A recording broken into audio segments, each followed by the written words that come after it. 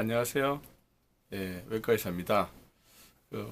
오늘은 암에 의해서 복수가 차는 경우에 대해서 말씀드리도록 하겠습니다.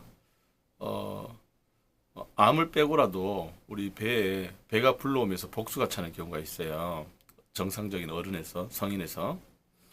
물론 암에 의해서 생길 수도 있고, 뭐 간경화나 그런 간이 안 좋을 때 생길 수도 있습니다. 여하튼 복수가 차면 이 복수가 왜 찼을까라고 이제 검사를 하게 되죠. 배가 불러오면 식사도 하기 어렵고 뭐 불편하니까요. 그래서 맨 먼저 뭐 CT도 찍어보고 복수 검사도 합니다. 그러면 CT를 찍어보면 이 뭔가 암에 의해서 생긴 복수라면 이 배 안에 있는 장간막이나 이런 것들이 조금 뭐 우리 표현으로 하면 좀 지저분하다. 이렇게 뭐 인필트레이션 되어 있다. 이런 소견이 좀 보이고요. 그래서 복수 검사, 배에 가느다란 바늘을 찔러서 복수를 빼서 검사를 하는 겁니다. 복수 안에 세포가 있는지 없는지 현미경으로 보는 거죠.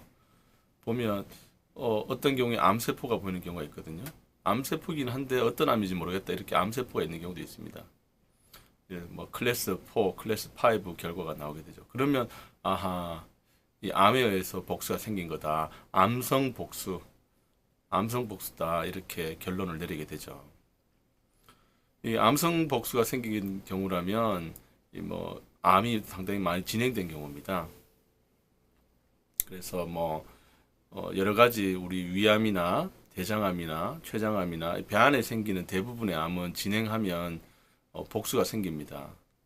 그래서 근데 뭐 복수 검사만 했기 때문에 이게 무슨 암에 의해서 복수가 생긴 건지 알 수가 없어요. 그래서 원발 부위가 어딘지를 찾아내야 되거든요. 그거 찾는 게 이제 암성 복수가 생긴 환자에서 위내시경도 하고 대장 내시경도 하고 해봅니다. 그런데 그러기 대해서도 좀 찾을 수가 없는 경우가 있어요.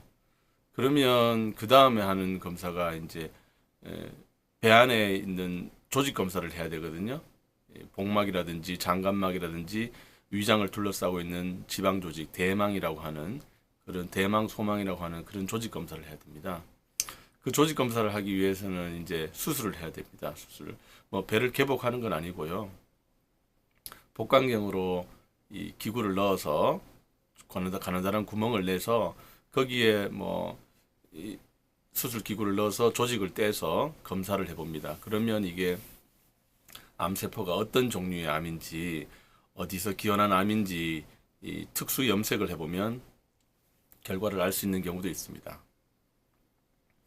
그래서 이제 원발암을 어느 정도 유추하게 되면 거기에 따른 이제 항암 치료를 하게 되고 뭐 병의 이제 치료를 좀 시작하게 되는 거죠. 그런데 이 지금 말씀드렸듯이 암에 의해서 생기는 복수는 어떻게 보면 상당히 진행된 경우거든요.